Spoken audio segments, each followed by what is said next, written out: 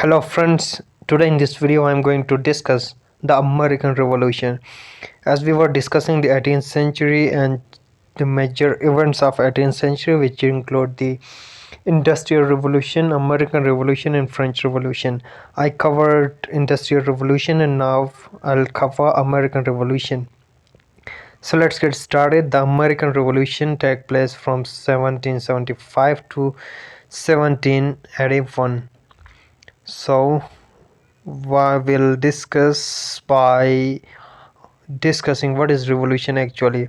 Revolution, the term meaning a change, a transformation, and also it means a removal of leadership or government of a country with respect to this American Revolution.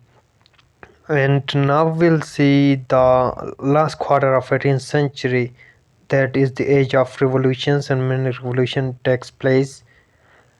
And why this American Revolution takes place, so we have to look at the background of American Revolution. So there were 13 states on east coast of America. So these states are British states known as British colonies. So the British Empire set up their colonies, and the ancestors of people had immigrated from Britain, and the Americans lived under British rule as a colonies, in the form of colonies. So they were part of British Empire, and the British king was George III. And now we'll see the causes of American Revolution. The first cause is the Enlightenment. So we'll see during the mid 18th century there was advancement in education and learning, and reason people began to reason, so that's why it's called Enlightenment as well. So in Europe the people come with new ideas, and ideas such as the people should rule under their own country. So such ideas provoke them for American Revolution. And second important cause is the question of taxes. So the British sent armies to America to defend the colonies, and to defend the colonies from attacks of Americans, Indians, French forces in Canada. And Britain believed that the colonies should help to pay for this military support in the form of taxes. So under the Stamp Act, they just impose high taxes on these people, and taxes were placed upon Americans' documents and newspapers, wills, and all aspects of life. And so the important third cause is the Boston Massacre in 1770. So a group of local people, they just protest against these taxes in Boston, and the soldiers open a fire and kill 5 people. So the anger spread throughout the colonies, and which forced the British to cancel some of the taxes. And now we'll see what actions did the British government take. The British closed the port and city of Boston, and they replaced locally elected council with officials. And the First Continental Congress become another cause of American Revolution, and in 1774 delegates from the 13 colonies met and for this important meeting, and the Congress called for an end of British taxation and for return of elected councils, and it asked each colony to raise an army to fight against the British. And a battle took place known as Battle of Lexington and another and Concord in 1775. So what actually happened under King George III? He believed that the colonists were hiding a large amount of weapons in the town of Concord near Boston. So he sent his British troops to the town to destroy the ammunition. So a large group of colonists gathered in the town of Lexington as the British soldiers approached. So a violent battle emerged between the two sides. The forces of King and the colonies. So leaving many casualties for both sides at the town of Lexington, and the British troops reached Concord and destroyed what weapons and ammunition they found there. So this marked the beginning of War of Independence in history of America. So now we'll see. So these are some pictures of that war, and many casualties are there. And so American War of Independence from 1775 to 81. So the war has begun. It was a revolt against British Kingdom monarch to end the colonies, and the Americans want their independence. They do not want to live under British rule. So we'll see the important events in their timeline.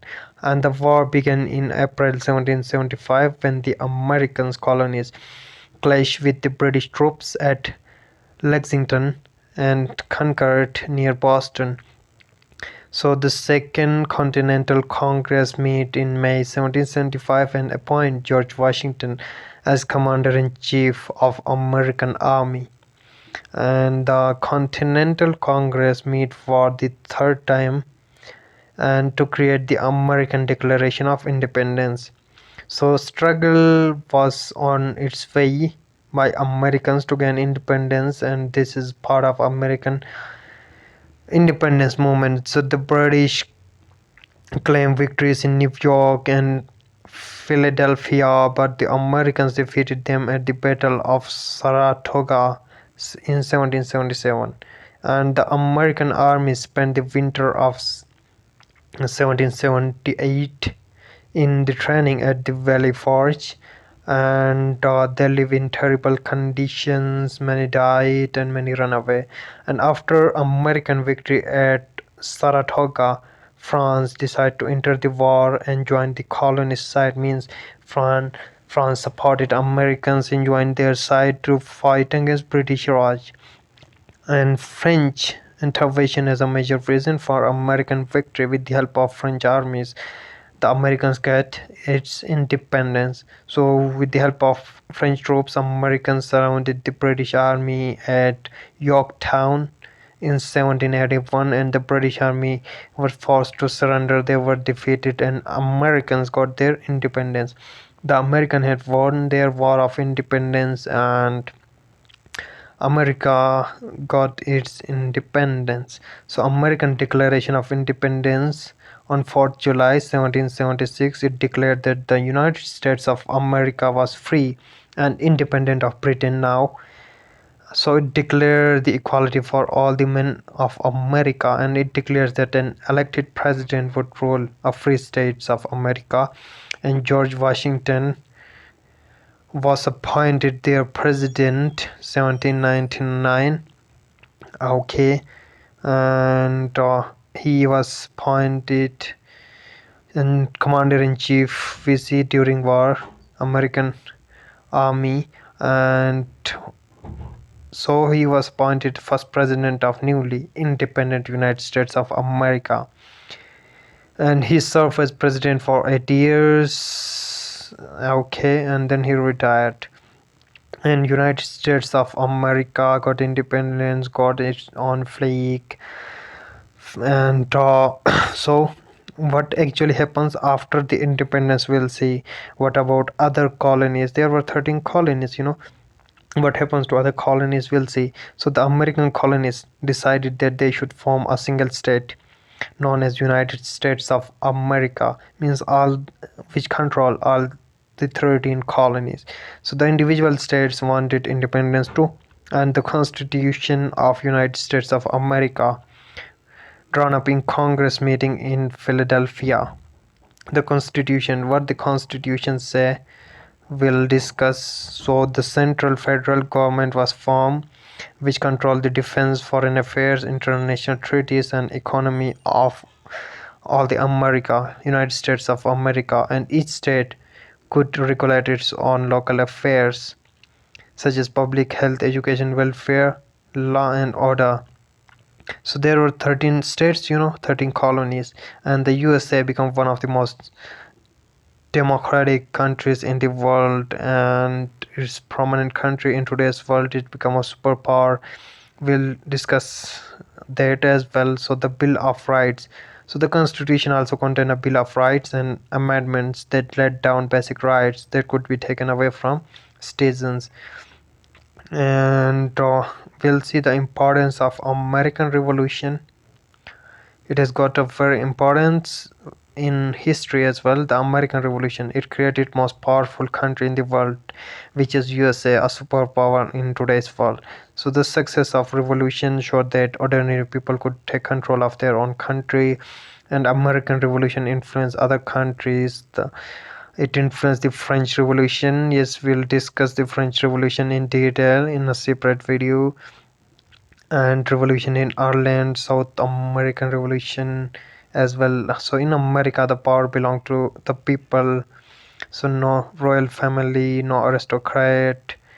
So during 19th century, the USA expanded towards the Pacific Ocean. It brought territories from French, Spanish, Mexicans, British, and Russians, and it conquered territory from Mexicans and Native Americans.